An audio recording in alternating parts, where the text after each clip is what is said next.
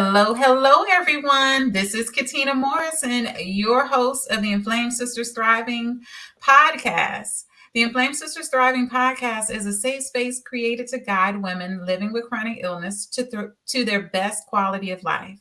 Created to help you uncover your purpose by doing what you were meant to do, move in power by advocating for yourself, and achieve strategic growth in career, business, and most importantly, your health. You will learn how to stop hiding and start thriving. We will educate, inspire, and motivate you as we show you Inflamed Sisters thrive together always.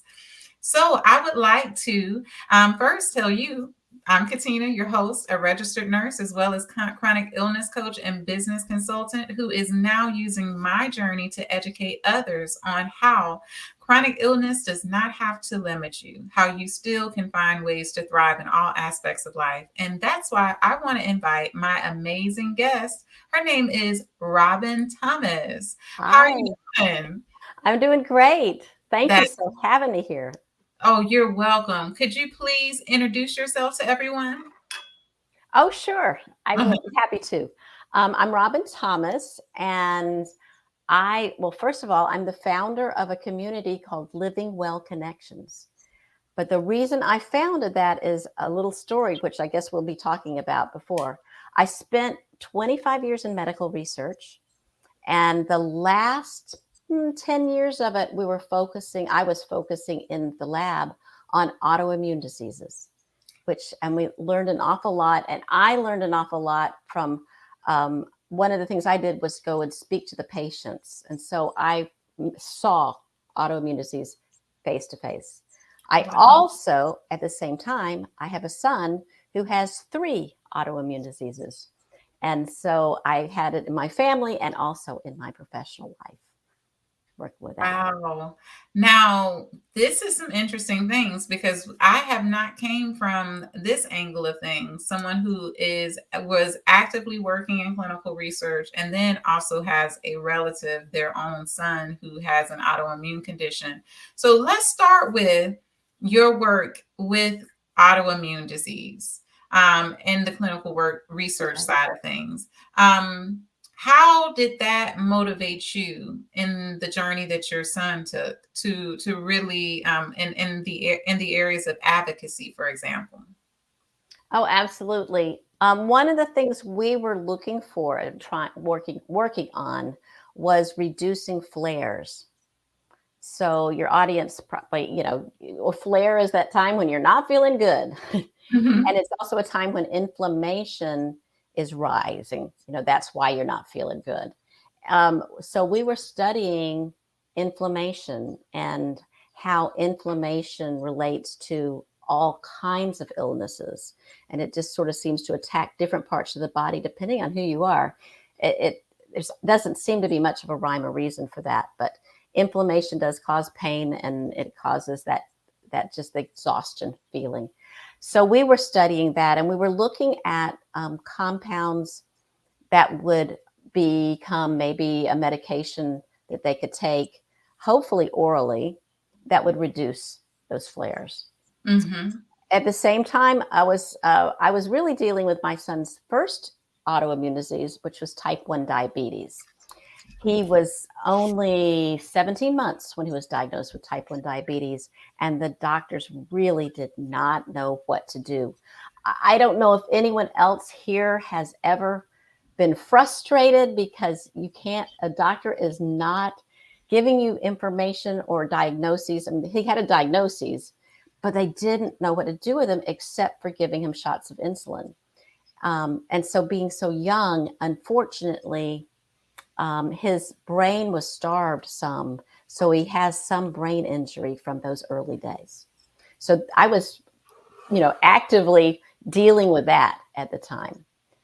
Wow. So you're saying as a result of his autoimmune disease which was initially diabetes type 1. Mhm. He was he and receiving insulin. The result was brain damage. Well, brain injury, acquired Injury. brain injury, basically leaving him with no short-term memory. Oh.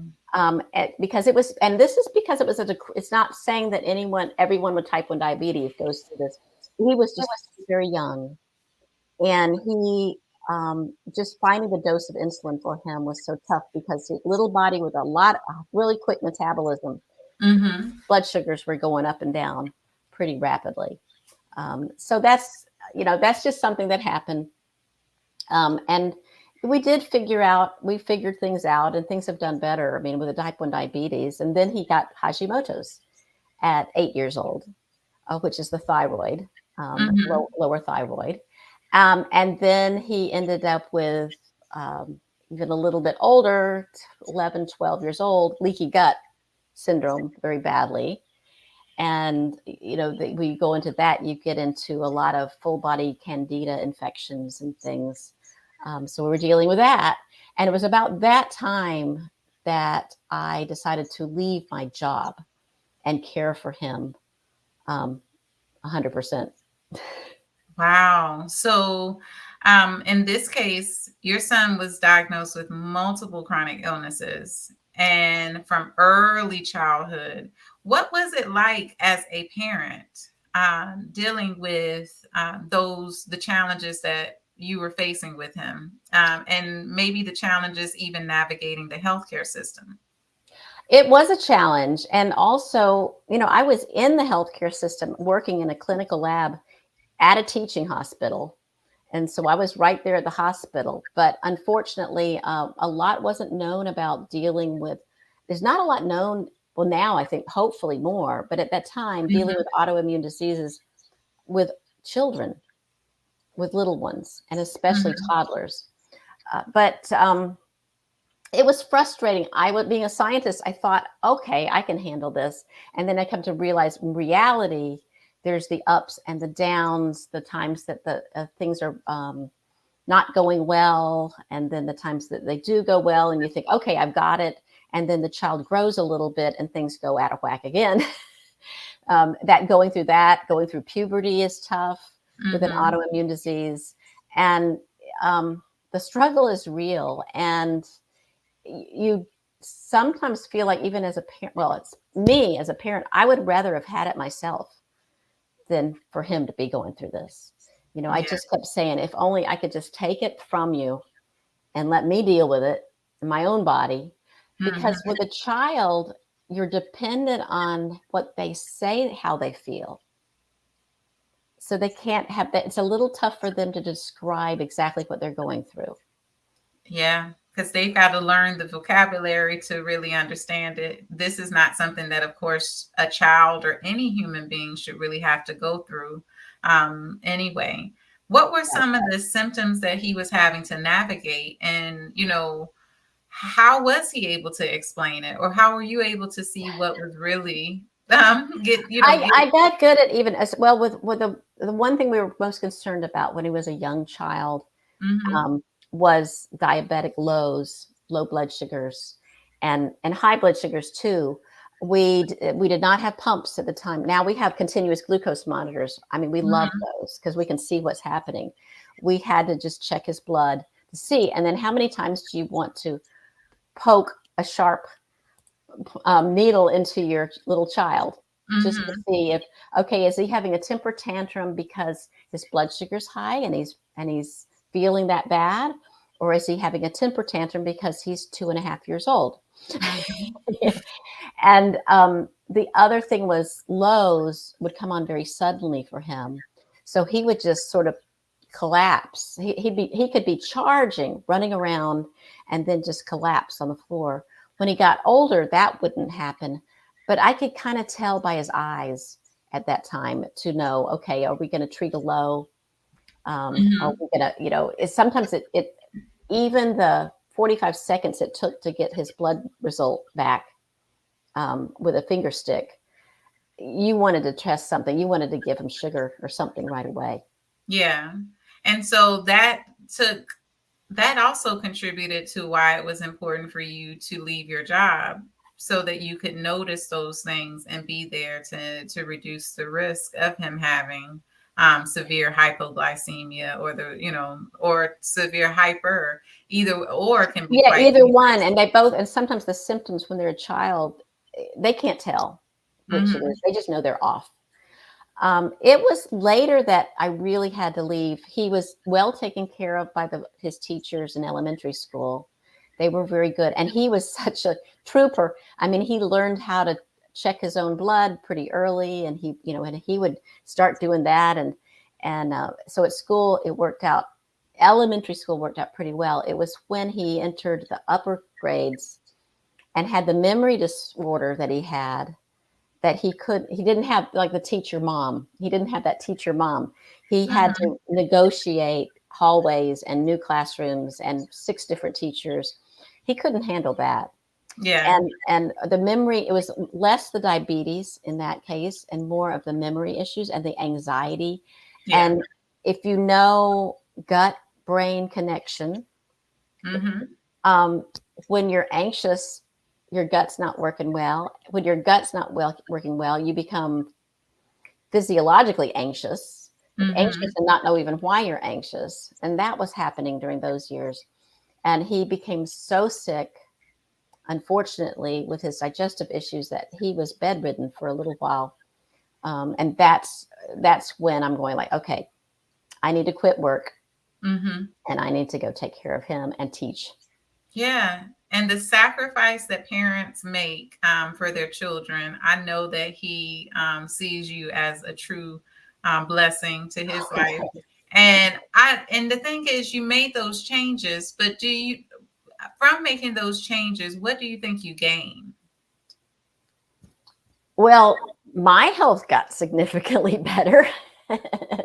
I gained an awful lot. I gained a lot of knowledge.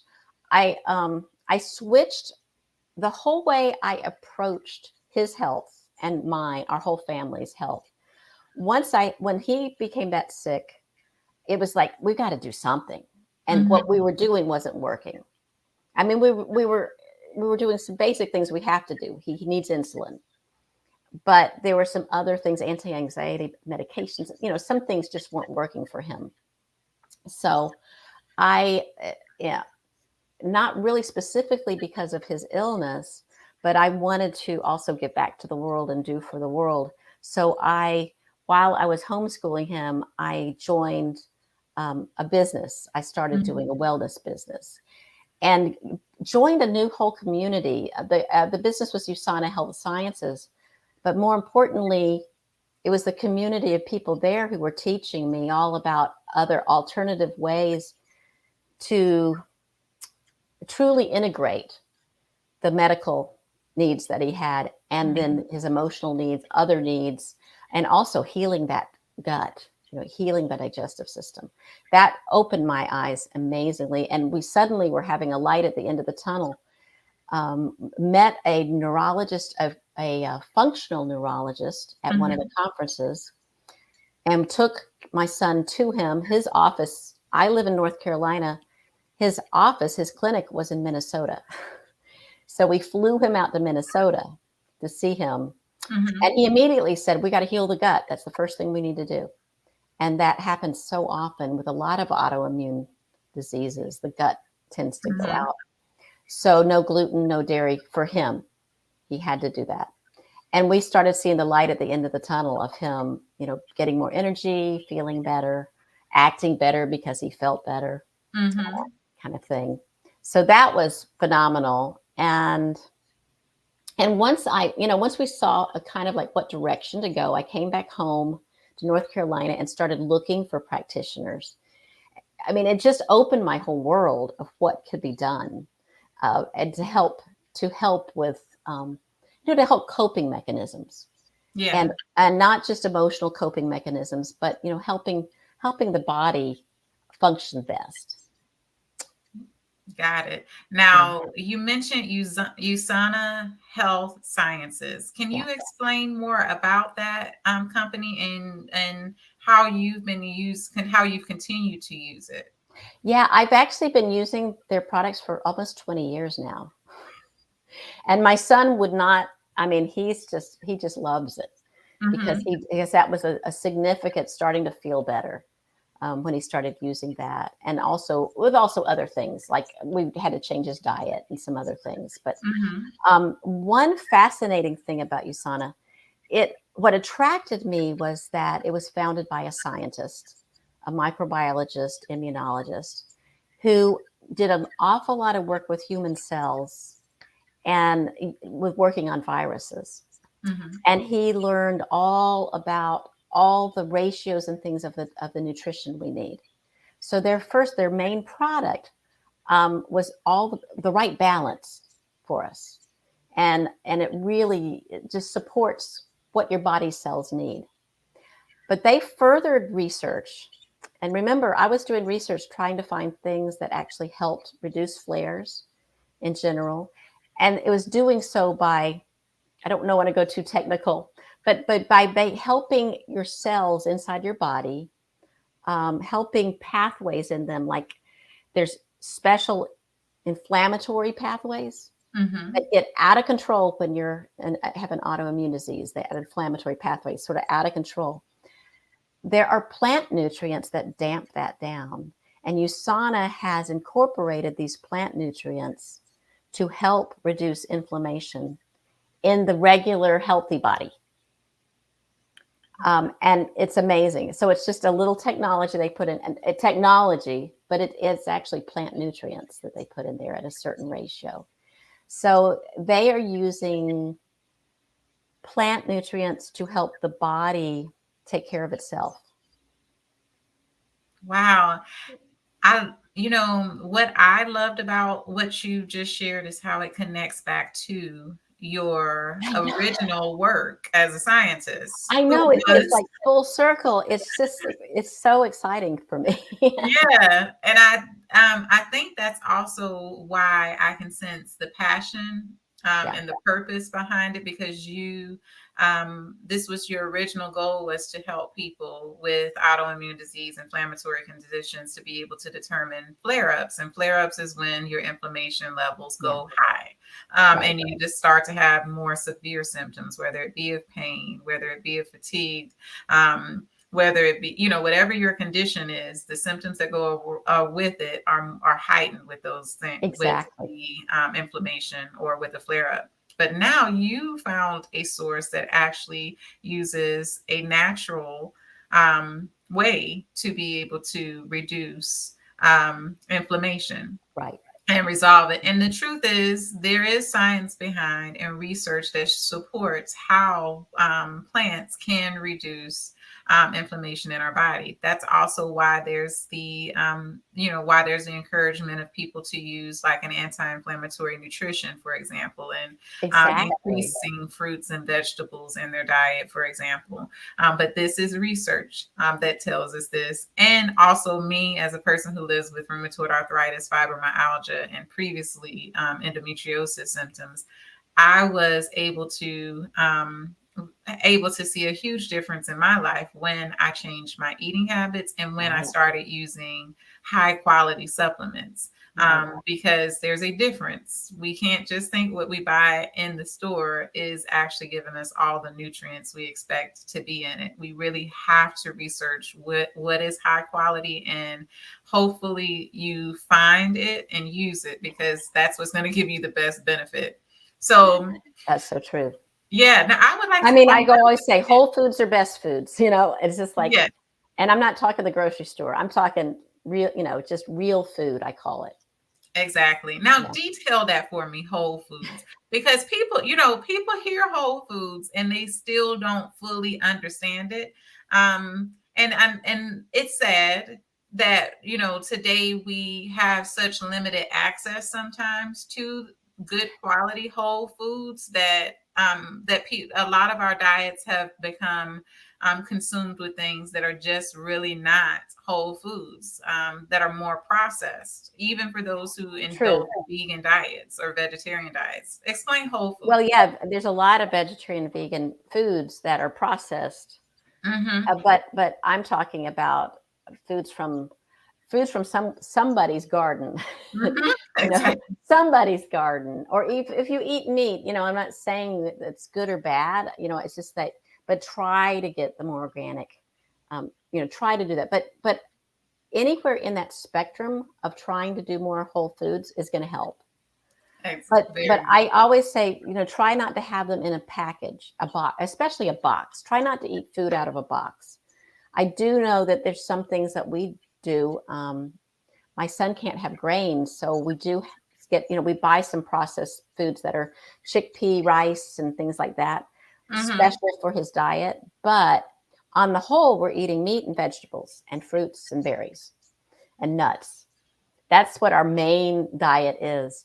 Um, some people ask me now, if you're in an area that doesn't have a lot, and I know there's plenty of areas that you can't find the fresh foods. Some frozen foods are fine, but look, when you look at frozen, because they flash freeze them, so Yes. frozen vegetables are fine as long as you look at the package and it's just peas or corn or whatever the vegetable is. Mm-hmm. I've gotten things home and realized later that, oh my gosh, they put this fancy sauce in it.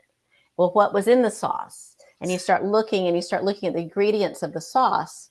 So make your own sauces. Yes. And so if it's hard to buy fresh food, you can buy frozen food, Mm-hmm. most anywhere. Get it home. Exactly. And I love the description, what she's just described is what's actually considered anti-inflammatory Yeah, nutrition. Whole foods, fruits, vegetables, grass-fed, organic meats, yeah, lean meats. And at times they say limit the red meat. And then, but some will say red meat doesn't really affect as much, but it really yeah, depends on how does your body respond to it. Nuts and seeds and like olive oil yeah, and avocado oil, those types of healthy oils and things and spices, ginger, turmeric, garlic, making those a part of it. hmm, If we can season our food more with those natural spices, it could really make a difference for us overall too. I think these store-bought seasonings, if you can't read it, it's not natural. Okay. If you I wanted to say something about the herbs, because yeah. herbs are very good and we underutilize herbs. Mm-hmm. We salt and pepper our food, but not necessarily herbs. Herbs make them taste better, but herbs in particular are some of the very best for helping do the signaling of lower the inflammation. Mm-hmm. And if there's so many cultures that have bitter herbs as a part of their culture. But have you heard of that? Like I know,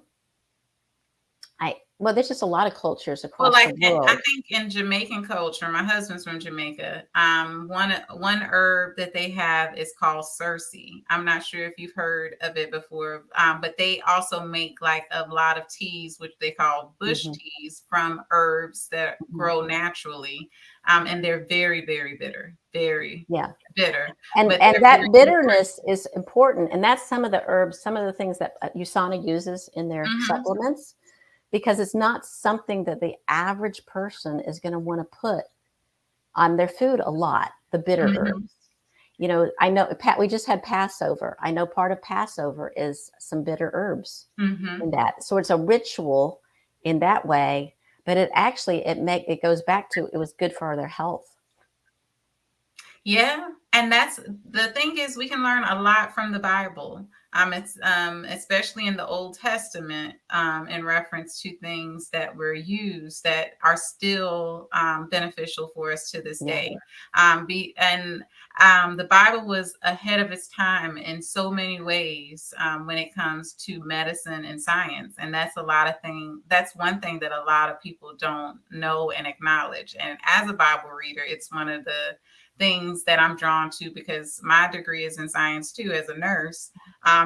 It's a science degree. So I enjoy that knowledge of the combination Hmm. between the science and what the Bible taught that really made people healthy overall in those times before they knew how important it was Right. to wash your hands, or how important it was to Yeah, eat or it's like certain herbs. some of the folk medicine, Yes. some of especially the roots, getting some of the roots, and turmeric's a root and ginger's a root. Those are really good. Or the benefits of things like frankincense Yeah. and myrrh and all, like we hear about those oils and things, but they actually had medicinal benefits and Yeah. still do. And that's what I implement in my health regimen too, is utilizing as much natural things as possible. And it's been a way that I've been able to control not having to overutilize medication. I can't avoid it 100%, but I can reduce it by making healthy choices. That's how I feel and cope with it. Now, there. I was going to say, let me give you an image of what I feel like. I think we feel the same thing about the Mhm. combining the both. Yes. Have you ever seen geese or ducks fly and they're in Yes. that V? They're helping each other. They're Hmm. helping each other. I consider true integrative medicine a combination, finding for the person, the individual, what works best and what lifts the other piece of the puzzle that you're doing. And that's just something that fascinates me. I really think that I don't throw out all medicines, but I guess um, taking it if you really need it, but not end up, having 12 or 14 medications. Yes. Try to find other more natural things that support it, because they do. They're all, honestly, they're all chemicals, even the very natural ones. They're Hmm. chemicals, and they have reactions in your body that are positive. Very true. And I love the way that you tied in the benefits of integrative health, because there's usually this struggle or this tussle between, healthcare, functional medicine, integrative healthcare, what's really the best for you. It's what's worked best for me is I have to take my biologic medicine that controls my inflammation.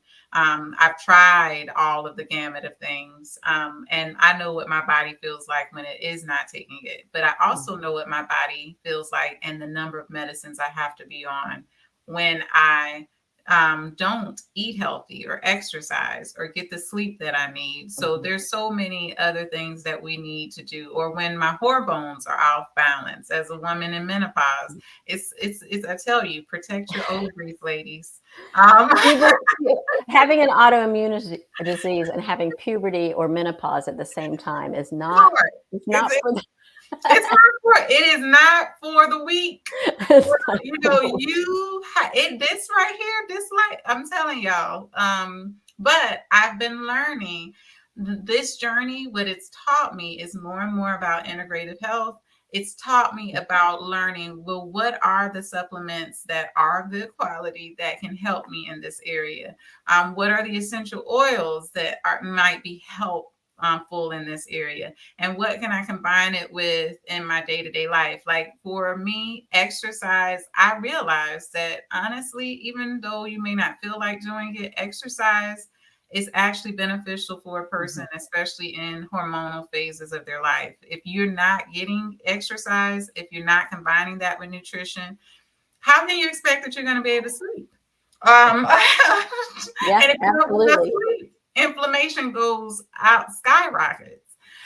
So I tell you, I've gotten off a little course a bit, y'all. Bear with me. This is something I'm very passionate about now, menopause. but but what I would love for you to do too is share with us. I would love to hear more about your community and the name of the community that you founded. I founded this community because we did discover help through Mhm, not just one doctor. It's a team and not mhm, just doctors.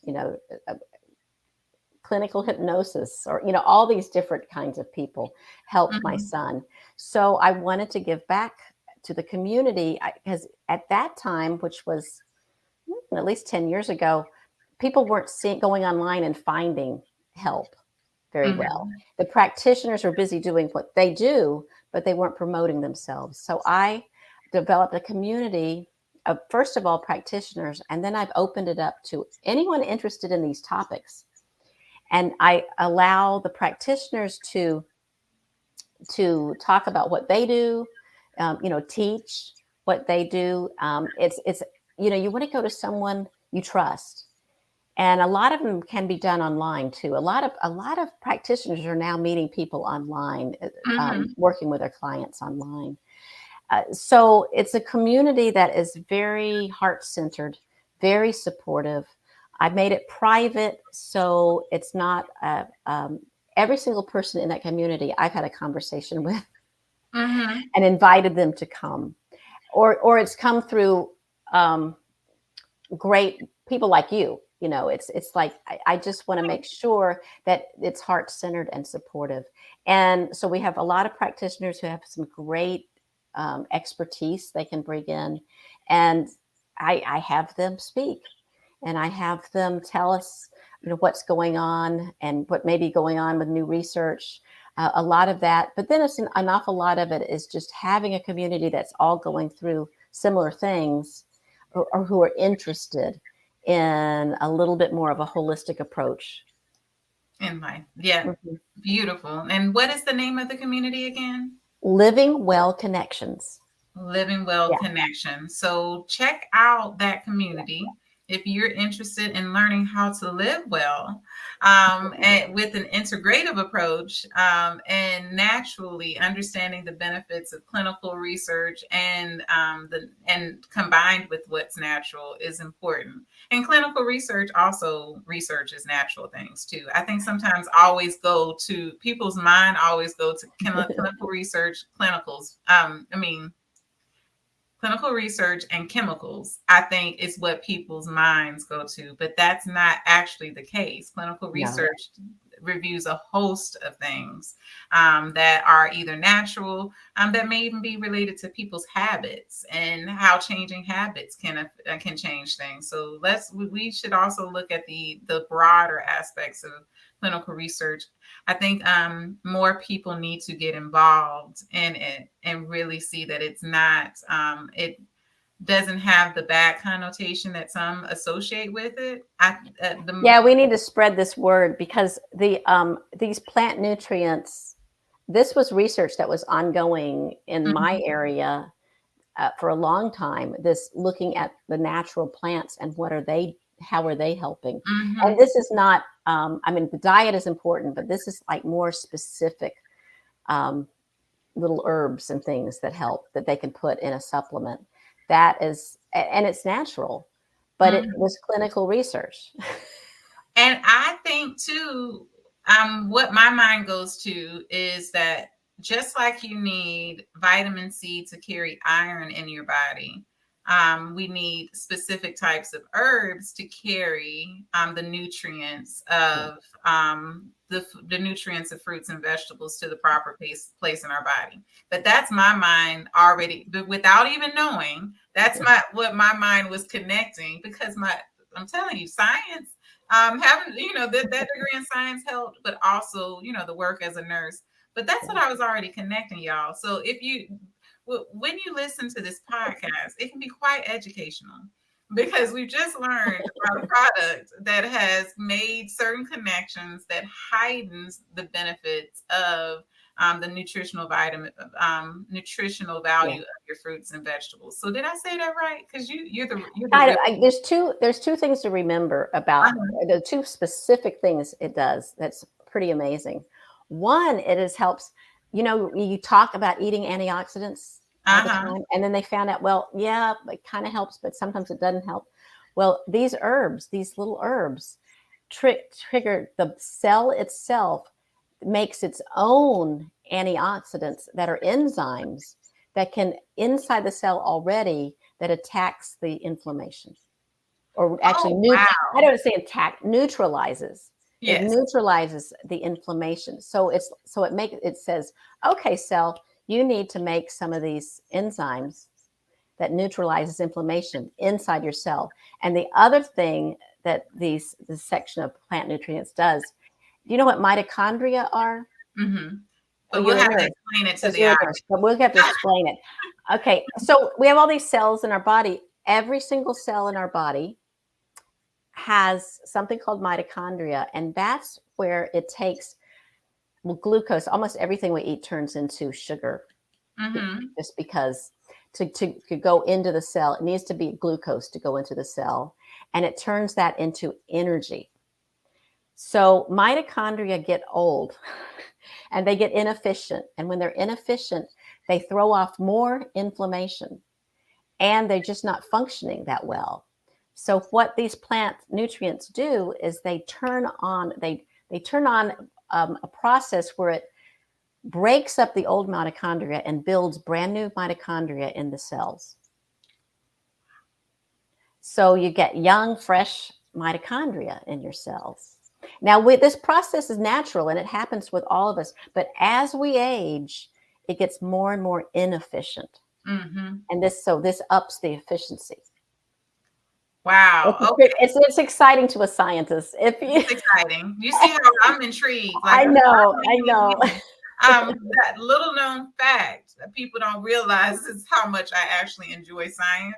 Like history, and science were my loves. But I'm going to be honest, there's something about the science of our body that is just so interesting when you really dig into what the body is able to do and how we were created. So we're miracles. We're miracles.